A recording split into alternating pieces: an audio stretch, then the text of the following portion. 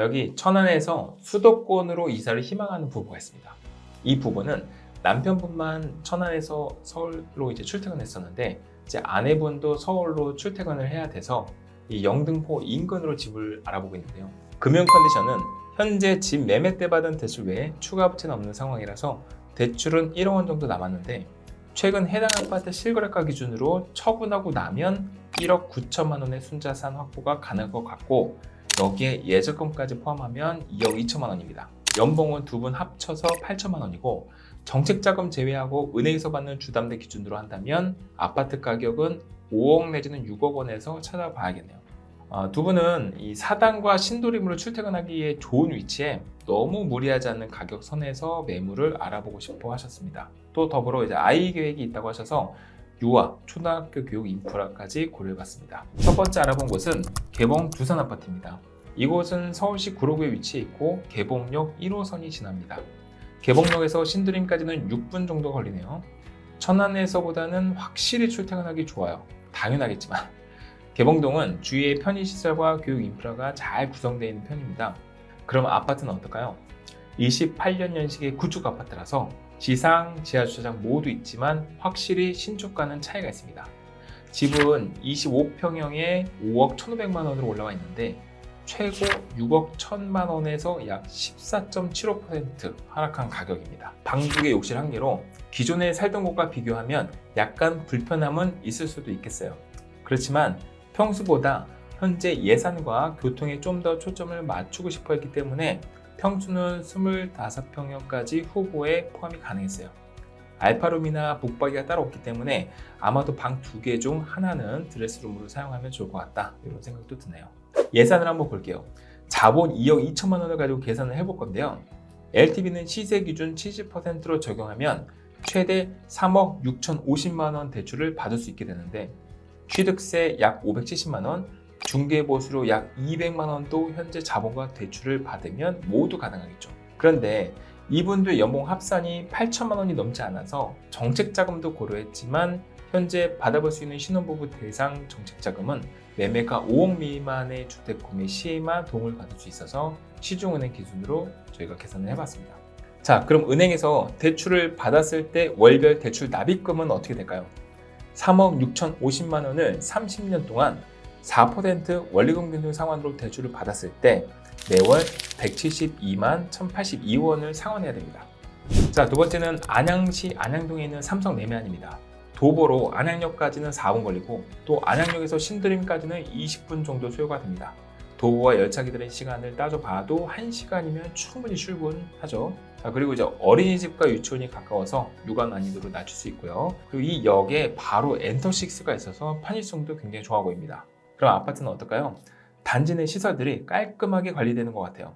다만 구축이라서 지하 주차장과 건물이 연결되어 있지 않은 점이 다소 불편해 보이고 세대당 주차 한 대로 조금 빡빡할 수도 있습니다. 이분들은 차가 2대이기 때문에 주차 관련 어려움을 느낄 수도 있을 것 같습니다.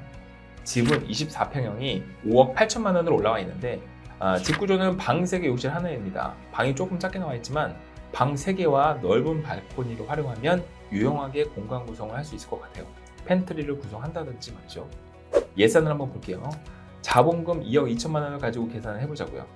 LTV는 시세 기준 70%로 적용하면 최대 4억 600만 원 대출을 받을 수 있게 되는데 취득세 약 638만 원, 중개보수로 232만 원도 현재 자본과 대출을 받으면 모두 가능하겠죠. 그럼 은행에서 대출을 받았을 때 월별 대출 납입 금액은 어떻게 될까?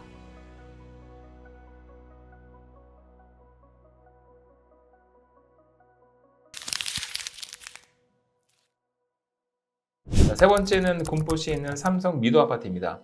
여기는 금정역 인근에 있는데요. 금정역은 1호선, 4호선 모두 지나가서 서울로 들어갈 수 있는 선택지가 더 넓어집니다. 아파트에서 역까지는 도보로 8분 정도 걸리고 금정역에서 신도림까지는 26분 정도 걸리네요. 이곳은 금정역에 AK몰이 있어서 편의시설이 풍부하고 어린이집과 유치원이 인근에 많이 있어서 육아도 나름 괜찮죠. 자, 이곳은 29년식으로 구축이라서 지상, 지하 주차장 모두 있고요. 세대당 주차 대수는 0.94대라고 합니다. 집은 31평형 4억 5천만 원으로 올라와 있는데요. 최고가 5억 2천만 원에서 약 16% 정도 하락한 가격입니다. 최근 실거래가를 확인해 보면 연초에 비해서는 이제 소폭 하락한 가격이죠. 30평대로 오니까 욕실이 2개가 되네요. 집 구조는 방 3개, 욕실 2개입니다. 출퇴근 시간이 약간 늘어나니까 이렇게 또 집이 넓어지죠. 자, 이 집이 오늘 후보 중에서 매매가가 가장 낮습니다. 자본 2억 2천만 원을 가지고 계산을 해보자고요. LTV는 시세 기준 70%를 적용하면 최대 3억 1,500만 원 대출을 받을 수 있게 되는데 취득세 495만 원, 중개보수로 180만 원이 나오게 됩니다. 그런데 이분들 연봉 합산이 8천만 원이 넘지 않고 현재 매매가가 5억 원 이하라서 정책자금 상담이 가능하겠네요. 은행에서도 요즘 다양한 금리 혜택이 있지만 정책자금은 조건만 맞으면 한도나 금리 면에서 훨씬 유리하니까 세 번째 아파트를 원한다면 정부 정책자금의 위탁금융사에서 상담을 받아보시는 게 좋을 것 같습니다. 이 정부 정책자금은 담보물건에 대한 기준도 그렇고 다양한 심사 항목이 있어서 본 영상에서 견해드리면 혼란이 있을 것 같아서 좀 제외를 하겠습니다.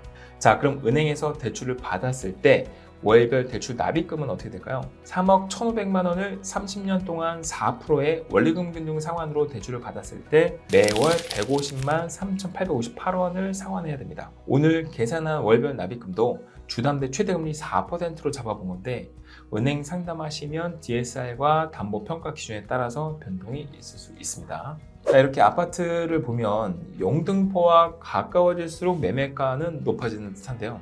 서울이면서 신도림과 정말 가까운 곳, 편의성을 갖추면서 서울과 약간 떨어진 곳, 집이 좀 더 넓고 서울 중심으로 갈 수 있는 다양한 방법이 있는 곳, 각각의 특징을 꼽을 수 있을 것 같습니다. 지방에서 서울로 이사를 해야 되고 신축에서 구축으로 가야 되고 그리고 새로운 동네도 적응해야 되는 이 부부들에게 응원이 되고자 저도 열심히 찾아봤는데요. 부디 도움이 되었으면 좋겠습니다.